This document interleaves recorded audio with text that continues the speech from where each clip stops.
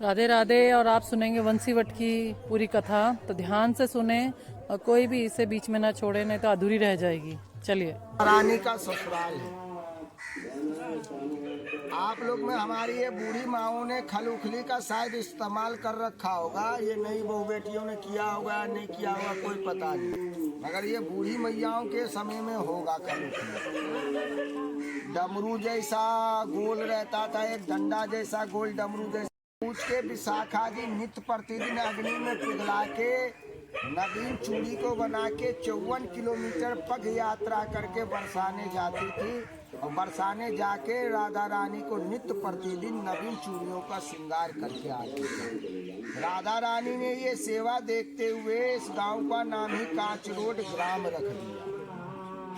इस जगह का नाम अच्छेवट धाम। अच्छेवट का अर्थ है माँ, किसी भी काल में, किसी भी समय में, किसी भी युग में जिसका क्षय ना हो, और जिसका क्षय नहीं होता है उसी का नाम अक्षय है। हमारे घर में बेटा हो चाहे बेटी हो, हम लोग उसको बड़ा होते हुए देख के प्रसन्न होते कि हमारा नाती पोता बड़ा हो रहा है। ये प्रसन्न होने का विषय नहीं है, क्योंकि उसका दिन का दिन, मिनट का मिनट, सेकंड का सेकंड कम हो रहा है। उसकी आयु कम होते जाती है, बढ़ती नहीं।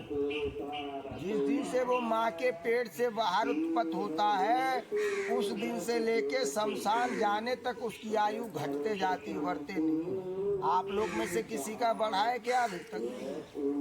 जवान थे और जवान हो जाते, पहलवान थे और पहलवान हो जाते, क्यों बूढ़े हो गए जवान से?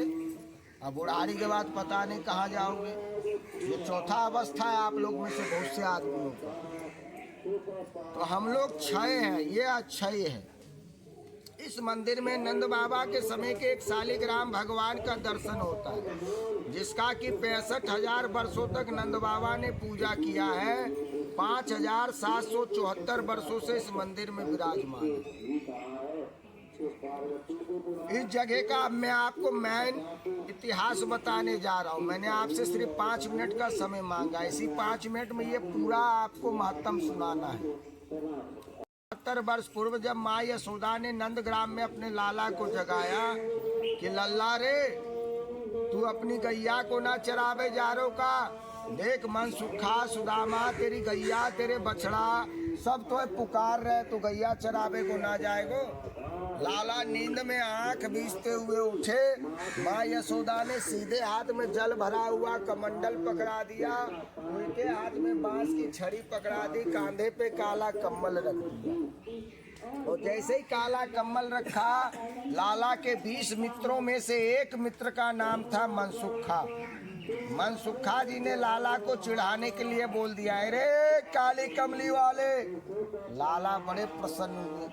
प्रसन्न होते हुए बोले, अरे मनसुखा, मेरी मैया अभी तक मोए लाला बोलती थी, मेरे बाबा मोए करिया बोलते थे, तू संसार को पहलो इंसान है जो तूने मोए काली कमली वालों कह के पुकारो है। मैं तुम्हें वरदान दे रहा हूँ कि जब तक सूरज चांद रहेगो तब तक तेरे ये दिए हुए काली कमली वाले को नाम रहेगा। उसी दिन से संसार के सारे प्राणी लल्ला को काली कमली वाले के नाम से भी जानते हैं। लाला दौड़े दौड़े माँ यशोदा के पास में गए। माँ यशोदा से बोले, मैया री, तू मो कछु खान को दे, तू मो बाबरो समझ रखी है का, पहले तू मो कछु खान को दे, पाछे में तेरी गैया चरान को जाऊंगा। उसी समय से अपने हिंदू धर्म में ये कहावत चलाया है कि भूखे भजन होए ना गोपाला, पकड़ तू अपनी घंटी माला। माँ यशोदा ने अपने लल्ला को बहलाने के लिए अपने मुखों के चबाते हुए मीठे पान के कुछ टुकड़ा को निकाल के लल्ला के मुख में डाल दिया। लल्ला से बोला, लल्ला रे, मेरो हाथ खाली ना है, मैं दही में से मक्खन काट रहा हूँ, ऐसो कर कि तू अपने नंद बाबा के पास में जा, नंद बाबा से कछु लेके खा लीजिए। जब नंद बाबा के पास में गए तो नंद बाबा अपने छोटे से शालिग्राम भगवान का तिलक स्वरूप करके माखन मिश्री का भोग रख के और कमल के गांठी के माला पे ओम नमः भगवते वासुदेवाय मंत्र का जाप कर रहे थे। लाला ने उस प्रेम में 3 आवाज मारा, बाबा रे मुँह कछु खान को दे, बाबा रे मुँह कछु खान को दे, बाबा रे मुँह कछु खान को दे, मगर बाबा अपने भजन से हिले तक नहीं। लाला को इतना क्रोध आया कि क्रोध में लाला बोल पड़े, बाबा रे असली भगवान तो मैं खड़ो हूँ, मुँह छोड़ के तू एक पत्थर को पूजबे में लगो है। मैया दही में से मक्खन काढ़बे में बची है, आज मैया तो है और बाबा तो है, सबक सिखा दूंगा। बिना नहाए धोए मंदिर में प्रवेश कर गए। नंद बाबा ने जो अपने शालिग्राम भगवान का जो माखन मिश्री को भोग रखो तो पहले उसे उठा के चुरा के खाए गए। और जिस शालिग्राम भगवान को 65,000 वर्षों से स्वयं नंद बाबा पूजते हुए चले आ रहे थे, उस शालिग्राम भगवान को भी गुस्से में चोरी करके अपने मुख में रख लिया। मंदिर से तो दबे पांव बाहर निकल गए, मगर चौखट पे माँ यशोदा ने टोक दिया, लाला रे तूने कछु पायो ना पायो। जिसे ब्रिज भाषा में कलेवा बोला जाता है और तुलसीधारियों के भाषा में बालभोग बोला जाता है और आप पढ़े लिखों के भाषा में नाश्ता और पास्ता बोला जाता है। सुबह के नाश्ता का तो माँ ने पूछ दिया, लाला रे तूने कछु पायो ना पायो। लाला ने माथा ठोकते बोला, आज तो मैं घनों फंस गो, बोल दूंगो तो मुंह से या पत्थर के शालिग्राम भगवान बाहर को आ जाएंगे और मैया मुँहे कूट देवेंगी। कूटनो मतलब समझते हैं, पिटाई हो जाएगी। तो लल्ला ने हुकारी में जवाब दियो, मैया मैंने कर लिया। अरे लल्ला तेरे मुंह में गोंदा है का, तू बोल का ना रहो कछु। मैया मैंने कर लियो। ठीक लाला तूने बाल भोग कर लियो तो ऐसो करियो, आज तू चीर घाट को जइयो गैया चढ़ावे। नंद बाबा के 60,000 गैया, मनसुखा जी के 6500 गैया, सुदामा जी के 1800 गैया, समस्त गौ माताओं को एक जगह करके नंदग्राम से लल्ला समेत 21 गाय चरावे वाले ग्वारिया चीर घाट कात्यायनी पीठ पे आ गए। द्वापर युग तक का ऐसा नियम था माँ कि हिंदुओं के पेट में अन्न हो ना हो, तन पे वस्त्र हो ना हो, सर पे छत हो ना हो, मगर हर एक हिंदुओं के चौखट पे गौ माता होती थी। उसी से हिंदुओं की पहचान होती थी कि ये हिंदू है, जिसके चौखट पे गौ माता है यही हिंदू है। आज कलयुग का दुर्भाग्य है कि हम 1-1 करोड़ का मकान बना लेते हैं, 10-10 करोड़ का प्लॉट खरीद लेते हैं और 1-1 कमरे में करोड़ों करोड़ रुपए का डेकोरेशन लगा देते हैं, मगर गेट पे 10 रुपए के प्लेट पे लिखते क्या है, कुत्तों से सावधान। कि रोड पे चलता हुआ मूर्ख आदमी भी पढ़ के समझ जाए कि इस करोड़ों के मकान में इंसान ने कुत्ता रह रहा है। यही तो हम लिखते हैं, गाय तो पालते नहीं मगर ऐसी कमरे में कुत्ते को बैठा के रखते हैं। और हिंदू धर्म में कुत्ता सबसे बड़ा अशुभ माना गया है। जब हमारे जीवन में कुछ भी होता है तो बड़ा बुजुर्ग गुस्से में क्या कहता है, बदमाश तू कुत्ते की मौत मरेगा। और कुत्ता ही हम पालते हैं, डॉगी बेटा, अपने बेटा को बेटा नहीं कह पाते, मैं कुत्ते को बेटा कहने लगते, बाप भी कहने लगते हैं। तो नंद बाबा की इतनी सारी गौ माताएं चीर घाट पे जब आ गई, कुछ क्षण के बाद नंद बाबा का ध्यान खुला। नंद बाबा ने पृथ्वी माँ को माथा टेकते हुए और अपने शालिग्राम भगवान का एक चीज और बीच में बोलना चाहूंगा, जैसे ये प्रसन्न बोला मैंने, ये कथा का विषय नहीं है। हम आप संसार के 33 करोड़ देवी देवता किसी भी मंदिर देवालय में चले जाए, चाहे गणेश जी के मंदिर में जाए, चाहे शंकर जी के में जाए, ग्रहों को नहीं झुकाते हैं। आपने कभी संसार का कोई विद्वान बता दे हमारा मस्तक झुकता कहाँ है, पृथ्वी माँ को। इस पृथ्वी माँ पे झुकता है, नेत्र देखता है, आत्मा स्वीकारता है, मस्तक झुकता पृथ्वी माँ को है। नंद बाबा ने पृथ्वी माँ को मस्तक नवाते हुए और अपने शालिग्राम भगवान के दर्शन के लिए जैसे नेत्र खोला, उन्होंने देखा क्या कि मंदिर में आज मेरे शालिग्राम भगवान नहीं है। ना ही इनका माखन मिश्री का भोग है। आज 65,000 और चीर घाट के भक्तन ने बताया, बाबा रे तेरे गांव के ग्वारिया श्री अच्छे भट्ट धाम पे गए। जब यहाँ अच्छे भट्ट पे आए तो 20 ग्वारिया तो यहाँ छाव में खेल रहे थे और लाला स्वयं यहाँ अच्छे भट्ट के ऊपर में बैठ के बंसी बजाए रहे थे। नंद बाबा ने अपने चारों सेवकन को आज्ञा दियो, या गाछ को चारों तरफ से घेर लो या करिया उतर के कहूँ भाग ना पावे। चारों सेवकन ने घेर लियो और बड़े प्रेम से बोलो, लाला रे नीचे को तो आ। लाला ने ऊपर बैठे बैठे मना कर दियो। नंद बाबा ने बोलो, अरे लल्ला मेरो उम्र देख, मैं कितो बूढ़ो हो गो, मैं ऊपर को ना पाऊंगो, नीचे को तो आ। लाला ने फिर मना कर दियो, मैं ना आऊंगा। सुदामा जी ने बोलो, बाबा रे तेरो छोरा ऐसे ना फंसेगो, या को फसावे ताए कछु दूसरो जतन करनो पड़ेगो। नंद बाबा ने अपने झोला से माखन मिश्री को दोना निकालो। अब माखन मिश्री के इतने बड़े लोभी थे हमारे लल्ला कि माखन मिश्री देखते हुए भूल गए कि बाबा मोह कूट में आए। माखन मिश्री के लोभ में नीचे उतर गए। नंद बाबा ने उनको हाथ पकड़ के उनके मुंह को फाड़ के अपने शालिग्राम भगवान को बाहर निकाला। अशुद्ध समझ के उनको जमुना जी में स्नान करा के जैसे नंदग्राम ले जावे लगे तो वो पत्थर के शालिग्राम भगवान बोल पड़े कि हे नंदराज, तूने मेरो 65,000 वर्षन से पूजा कियो, मेरी आज्ञा की मोह आई जगह पधराए। नंद बाबा ने उनको आज्ञा मान के यमुना जी में स्नान करा के आई जगह पधराए दी।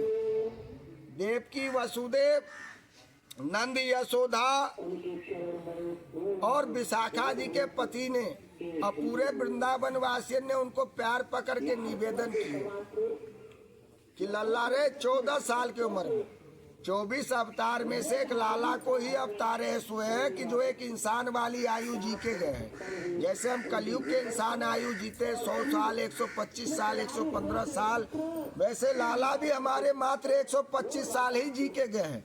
और 125 साल के आयु में मात्र वो 14 साल के आयु तक इस ब्रिज भूमि में रहे। और जब 14 साल के आयु में इस ब्रिज भूमि को त्याग के गुजरात द्वारकाधीश जाने लगे तो उनके चारों माँ बाप और विशाखा जी के पति पूरे वृंदावन वासी उनका पैर पकड़ के रोने लगे कि लाला रे अब तो तू ब्रिज को छोड़ के जा रहे हो है, दोबारा तेरो या पापी शरीर से दर्शन होगो ना होगो, मगर जावे से पहले ऐसो कर लल्ला तू मोह 33 करोड़ देवी देवतन को दर्शन करा दे और चारों धाम को यात्रा करा दे।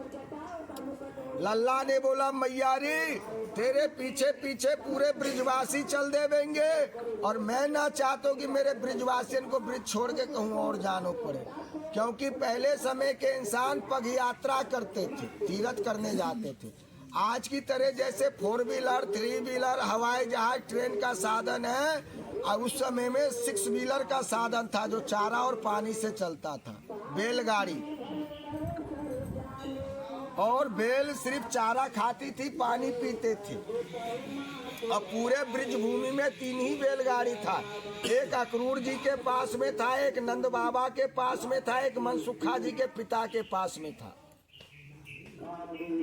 लाला ने 33 करोड़ देवी देवता को इसी जगह बुलाया, अपने चारों माता पिता को इसी चरण चिन्ह के नीचे में बैठ के दर्शन कराया। कंस की बहन देवकी ने कंस के जीजा वसुदेव ने ये सवाल कर दिया, लल्ला रे ये बता, तो एक को बचावे के चक्कर में हमने तेरे 7 भाइयन को तेरे मामा के हाथ से बलि चढ़वा दियो, मगर तोए बचा लियो। अतोए बचावे के बाद तूने मुंह पे ध्यान ना दियो, तूने पूरे ब्रिजवासियन पे ध्यान दियो। जब से तू ब्रिज में पधारो है तूने पूरे ब्रिज के राक्षसन को वध कर दियो, दूध पीबे की उम्र से बड़े बड़े राक्षसन को मार दियो। अभी तक मैं तो तेरी जन्म देवे वाली माई हूँ, ये तेरो जन्मदाता पिता है। यो बता लल्ला रे, तू अपने मामा के जेल से छुड़ावे में मोह 14 साल को समय क्यों लगा दी? लाला ने उत्तर दियो, मैयारी तू याद कर, अगले जन्म में जब तू केकई थी और मैं राम थो, तूने मेरे काजे 14 साल को वनवास मांगो तो, और जैसे तूने मेरे काजे 14 साल को वनवास मांगो है, वैसे तेरे कर्मन को दंड तेरे भाई के जेल में रह के तो 14 साल को कारावास भुगत में पड़े। देवकी ने बोलो लल्ला रे, ये तो मेरे कर्मन को दंड है। यो बता कि यशोदा तो बाझन थी, वहाँ को माँ सुख कैसे मिलो, नंदराज को पिता सुख कैसे मिलो। लाला ने उत्तर दियो मैया रे, नंदराज कोई और नहीं, मेरे पिता राजा दशरथ है, जो कि अयोध्या छोड़ते ही मेरे उन्होंने अपने देश से प्राण छोड़ दिए थे। और यशोदा कोई और नहीं, मेरी माँ कौशल्या है। आपको अच्छे बट भगवान के 4 परिक्रमा लगाने पड़ते हैं। 4 परिक्रमा का ही क्यों नियम है, आखिरी वर्ड बोलने जा रहा हूँ और यही वर्ड आपके काम का। अभी तक तो कथा कह रहा था, अब आपके जीवन के काम की वस्तु बता रहा हूँ। हमें आपको 4 परिक्रमा श्री अच्छे बट भगवान के लगाने पड़ते हैं। 4 ही का क्यों नियम है? 4 का इसलिए नियम है, हर एक मंदिर का 3 से 7 लगाना पड़ता है, मगर इस अच्छे बट का 4 ही का नियम क्यों है? क्योंकि माँ, आप में से बहुत सी माताएं ऐसी दिख रही हैं कि 2, 4, 10 साल के बाद आप लोग चारपाई पकड़ लोगे, इसमें कोई संदेह नहीं।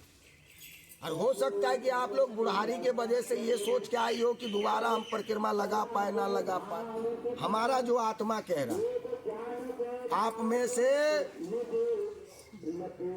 40% माताएं ऐसी होंगी कि यही दिमाग में सोच के आई होंगी कि इस शरीर से हम दोबारा कुछ कर पाए, तीर्थ कर पाए, नहीं कर पाए, चलो एक बार परिक्रमा लगाए। हमारा आखिरी समय ऐसा आता है जब हम बिस्तर पकड़ लेते हैं, बिस्तर पे टट्टी पेशाब करने लगते हैं। जैसे घर में कचरा पड़ा रहता है ना, हमारी औलाद एक स्टोर रूम बना के रखती, कचरा उस स्टोर रूम में भर के रखते हैं। वैसे ही करोड़ों के घर मकान में हमारे चारपाई को, तखत को लेके कोने में फेंक देते हैं कचरा समझ के। उस समय में हमारे घर में नए नए नाते रिश्तेदार आते हैं, और नए नए नाते रिश्तेदार आके क्या कहते हैं, दादा दादी तो ऐसी गाड़ी में बैठा के काशी घुमा दो, अयोध्या घुमा दो, वृंदावन को यात्रा कराए दो, अनार को जूस पिलाए दो या गन्ने को जूस पिलाए दो। तो दादा दादी कहती हैं, बेटा रे मोए कछु ना चाहिए, कछु देनो चाहतो है तो मोए या पापी शरीर से मुक्ति दे दे। अगर जवान लड़के को किसी को बोलेंगे ना कि तू मर जा, जबकि ये सत्य वचन है, तो वो यही कहेगा, अरे तू मर, तेरा पूरा खानदान मरे, मैं क्यों मरूंगा। महुआ वक्त में सब बूढ़ा बूढ़ी अपनी मौत मांगते हैं, मुक्ति मांगते हैं। सुन ले माँ, यही काम को शब्द है, बस आखिरी वर्ड बोलने जा रहा हूँ, बड़े प्रेम से सुन। मुक्ति मांगते हैं, और मुक्ति देने की औकात तो ना ब्रह्मा जी के अंदर में, ना विष्णु जी के अंदर में, ना शंकर जी के अंदर में। ये डिपार्टमेंट श्री मुक्तिदायिनी देवी के पास में, जो 54 शक्ति पीठों में से एक शक्ति पीठ है। अब वो मुक्तिदायिनी देवी भी अच्छे बट के रज के नीचे लेट के रोते हुए, आंसू बहाते हुए गोपाल जी से निवेदन करती हैं कि मुक्ति कहे गोपाल सो, मेरी मुक्ति बताओ। गोपाल जी कहते, अरे बेशरम, मैंने तो 84 लाख योनियों को मुक्त करने को अधिकार दे रखा हूँ, और तू अपने मुक्ति को साधन पूछ रही है। अगर तूने अपने मुक्ति को साधन पूछ लियो तो मैं तो बता दूं कि तेरो मुक्ति कैसे है। पड़ी रहो या जेल में, साधु संत कर जाए, उड़े उड़े राज मस्तक लगे, सहज मुक्ति हो जाए। अब एक आखिरी शब्द और सुन लीजिए, मुक्ति कहते किसे है माँ? मुक्ति इसे नहीं कहते कि हे ईश्वर, इस बार थोड़ा कम पैसा वाला बना के भेजा, अगले बार हमें अडानी बना के भेजना। हे ईश्वर, अगले बार हमें अंबानी बना के भेजना। मुक्ति इसे नहीं कहते। हमारा करोड़ों जन्मों का पुण्य है जो कि हम मानव शरीर पाए। नहीं तो हम सुअर भी बन सकते थे, कुत्ता भी बन सकते थे, लेटरिन के कीड़ा भी बन सकते थे, गटर के कीड़ा भी बन सकते, गधा भी बन सकते थे, बिल्ली भी बन सकते थे। 84 लाख योनि, हम किसी भी योनि में जा सकते हैं। हमारा करोड़ों जन्म का तपस्या है कि जो हमें इंसान का शरीर मिला है। सुन ले दादी, 2 मिनट और सेकंड, 2 मिनट और बर्दाश्त कर। तो ठाकुर जी के कृपा से ईश्वर से यही दुआ करना चाहिए कि हे ईश्वर, ये हमें मानव शरीर दिया है, जब तक इस मानव चोला में मैं रहूं, मेरे इस चोला से संसार में किसी को दुख ना पहुंचे, और जब तक मैं जीवित रहूं इस चोला में कोई तकलीफ ना हो। हे ईश्वर, जब मैं ये चोला को त्यागूं, 84 लाख योनियों में जो जन्मने और मरने का जो बंधन है ना, उससे मुझे छुटकारा मिले। इसी को मुक्ति कहते हैं। और इसीलिए हमें अच्छे बट भगवान के 4 परिक्रमा लगाने पड़ते। 4 परिक्रमा श्री अच्छे बट भगवान के लगाइए। और एक इम्पोर्टेंट बात आपको बताने जा रहा हूँ, इस मंदिर पे ये अच्छे बट का जो आप सीमा देख रहे हैं और ये जो मंदिर देख रहे हैं, 2 ही स्थान है। यहाँ पे कोई भूमि जमीन कुछ जायदाद नहीं है। ऐसा कोई नियम कानून भी नहीं है कि बाबा जी ने आपको महत्तम बताया तो कुछ देना पड़ेगा। यहाँ 3 प्रकार का सेवा नियुक्त किया गया है। पहला 960 रुपए का, और ये हकीकत भी बोल रहा हूँ माता जी, आज 6-7 दिन से हमारे मंदिर में सिलेंडर खाली है। 960 रुपए का एक सिलेंडर सेवा है। 1180 रुपए के एक खर के बोरा का सेवा है। और 2100 रुपए में संत सेवा, ठाकुर जी का सेवा और मंदिर का सेवा। अगर इच्छा हो किसी का तो वो सहयोग कर सकते हैं। अगर आपका आत्मा परमात्मा ये कहे कि हमारे दान डोनेशन को इस जगह की आवश्यकता है, इस जगह का दर्दनीय अवस्था देख के आप लोग आभास कर सकते हैं। अगर आपकी आत्मा कबूल करे कि हमारे खून पसीने की कमाई इस जगह पे लगनी चाहिए, तो आप लोग कर सकते हैं। ये तो हमारे तरफ से कोई मांग नहीं, कोई डिमांड नहीं। हम राधा रानी से दुआ करेंगे, अपने माखन चोर से दुआ करेंगे कि आप लोग जिस भी मनोकामना से आए हैं वो हमारी राधा रानी और कान्हा जी आपका पूर्ण करें। पहले 4 परिक्रमा बड़े श्रद्धा से अच्छे बट भगवान के लगाएं, और चौथा परिक्रमा पूरा होने के बाद ये रज अपने मस्तक से लगाएं, और फिर आप भीतर नंद बाबा के शालिग्राम भगवान और राम जी का दर्शन करें। की परिक्रमा कर रहे हैं।